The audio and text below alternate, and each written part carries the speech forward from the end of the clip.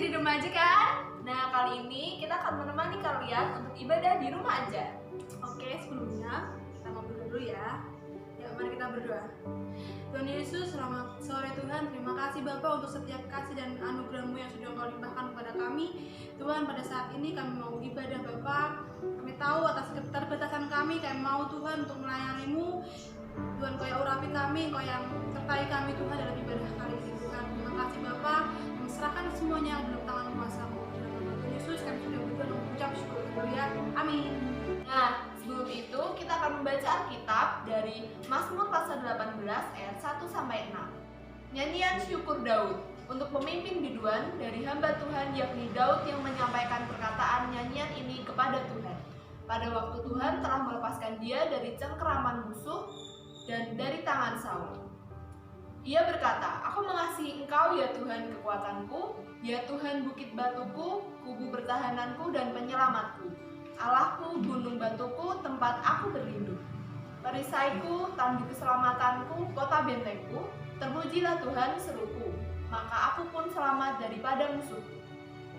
Tali-tali maut telah melilit aku dan banjir-banjir jahanam telah menimpa aku. Tali-tali dunia orang mati telah membelit aku, perangkap-perangkap maut telah terpasang di depanku. Ketika aku dalam kesesakan, aku berseru kepada Tuhan, kepada Allahku, aku berteriak minta tolong. Ia mendengar suaraku, dari baiknya teriakku minta tolong kepadanya sampai ke telinganya." Kita harus selalu bersyukur dalam keadaan apapun dan kita harus selalu berserah kepada Tuhan. Oke teman-teman, mari kita pujikan Sungguh Indah.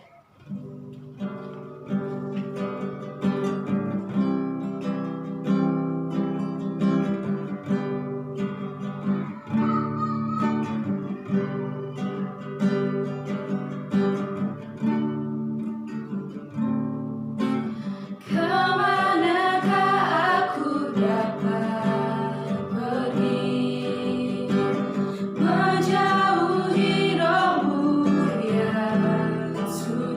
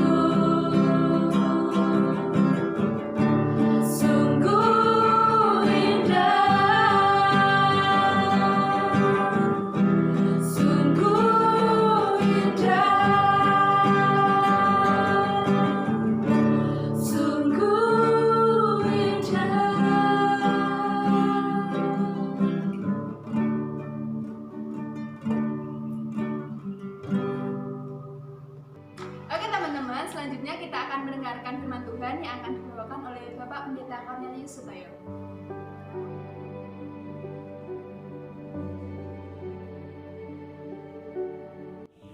Salam saudara yang dikasihi Tuhan. Kita akan merenungkan firman Tuhan sebagai tuntunan di dalam kehidupan kita.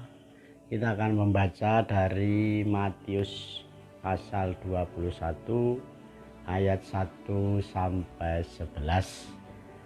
Dan saya akan membaca hanya satu ayat sebagai nats atau dasar perenungan, yaitu di dalam ayat 5 dari pasal 21. Lihat, rajamu datang kepadamu, dan ia lemah lembut dan mengendarai seekor keledai beban yang muda. Amin. Mari kita tunduk datang kepada Tuhan, mohon kekuatan di dalam menerima kebenaran firman ini. Allah Bapa Surgawi, Tuhan kami Yesus, saat ini kami akan menerima firman kudus dan merenungkannya. Urapi hati pikiran kami, mampukan kami dengan kuasa Roh Kudus-Mu, agar kami mengerti apa yang menjadi kehendak-Mu. Di dalam nama Tuhan Yesus Kristus kami bersyukur dan berdoa. Amin. Saudara kekasih Tuhan, seekor keledai adalah tergolong binatang yang sangat-sangat lemah. Bahkan banyak orang menyebut seekor keledai binatang yang bodoh. Namun dipakai Tuhan sebagai kemuliaannya. Di dalam memasuki Yerusalem, Tuhan Yesus naik keledai muda. Keledai muda menghantar Tuhan Yesus masuk kota Yerusalem. Bahkan banyak orang yang menyambut Tuhan Yesus dengan sorak-sorai, dengan hosana, dengan membawa daun-daunan, yang artinya itu semua memuliakan nama Bapa. Coba bayangkan kalau keledai itu punya pikiran atau hati bahwa sorak-sorai atau hosana-hosana yang disampaikan banyak orang itu diklaim untuk dirinya sendiri. Sorak-sorai yaitu memuji dirinya sendiri. Apa jadinya keledai itu? Tapi keledai itu cukup diam, banyak sorak-sorai. Dia hanya berpikir dengan hati, ketulusan hati, kesungguhan hati bahwa dia menghantar raja masuk kota Yerusalem. Itu yang menjadi teladan di dalam kehidupan kekristenan kita.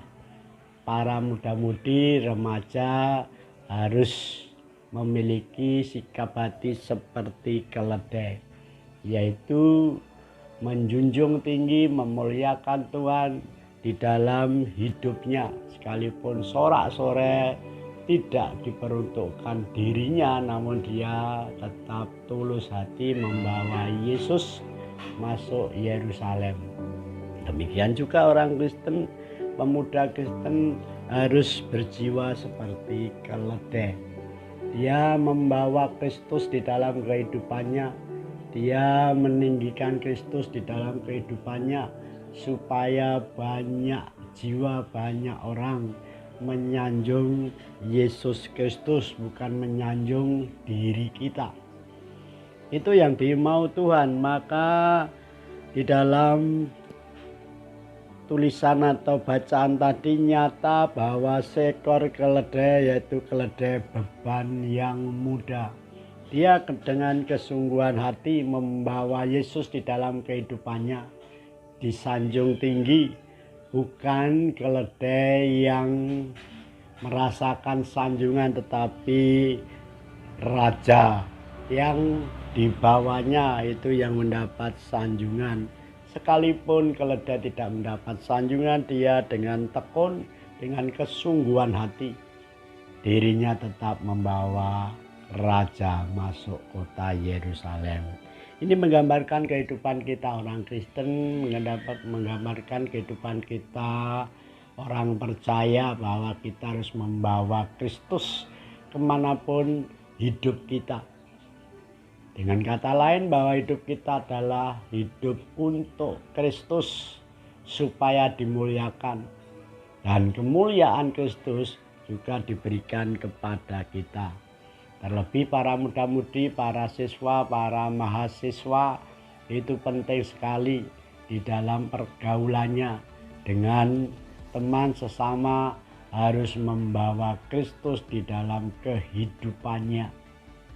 Sekalipun hanya menjadi pengantar Kristus, namun ketika kita jalani dengan kesungguhan hati, maka kita akan mendapat kemuliaannya.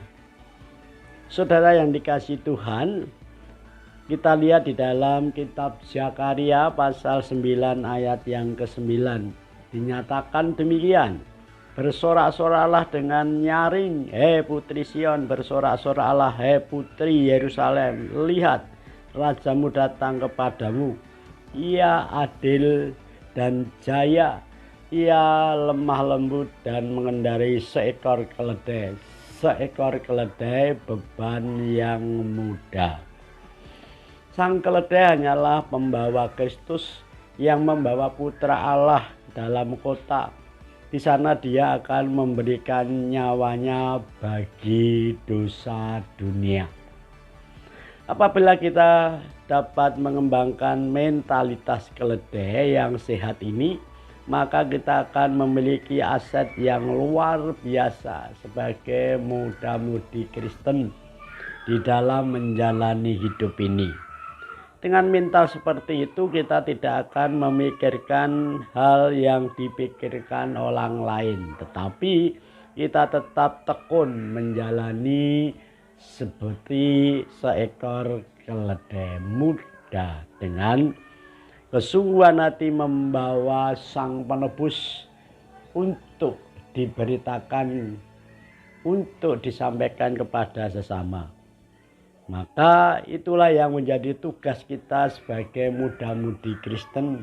Kita membawa Kristus kemanapun kita berjalan di dalam kehidupan ini, sehingga hanya Kristuslah yang disanjung dan dipuji, dan kita sebagai yang menjadi alatnya tentunya kita juga akan mendapat kemuliaan dari Kristus adalah penebus hidup kita. Disinilah kita belajar untuk meneladani keledai. Dia hanya sebagai alat untuk membawa Kristus. Demikian juga kita juga menjadi alatnya membawa Kristus dimanapun kita diperkenan hidup. Untuk itu, hiduplah sebagai seorang Kristen bagaikan sebuah jendela. Melalui jendela, orang lain dapat melihat Yesus. Melalui jendela orang lain dapat melihat siapa Allah yang kita percaya. Tuhan memberkati. Amin. Mari kita bersyukur atas firman-Nya. Kita akan menghadap hadirat Tuhan lagi. Terima kasih Tuhan, karena firman-Mu mengajar kepada kami, karena firman-Mu menuntun kepada kami, sehingga kami boleh menjadi orang yang percaya senantiasa membawa Kristus di dalam kehidupan kami. Biarlah para muda-mudi juga menjadi alat-Mu, untuk memberitakan siapa Yesus sebenarnya sebagai penebus dosa. Sehingga kehidupan muda-mudi benar-benar menjadi kehidupan yang membawa Sang Juru Selamat dimanapun mereka berada. Terima kasih Bapa atas firman ini. Hanya di dalam nama Tuhan Yesus Kristus kami bersyukur dan berdoa. Amin. Biarlah firman ini menjadi kekuatan bagi muda-mudi dan menjadi kemuliaan bagi nama Bapa. Tuhan memberkati. Sebelum kita mengakhiri ibadah pada sore hari ini, kita akan puji nama Tuhan kembali dengan pujian untuk jemaat nomor 64.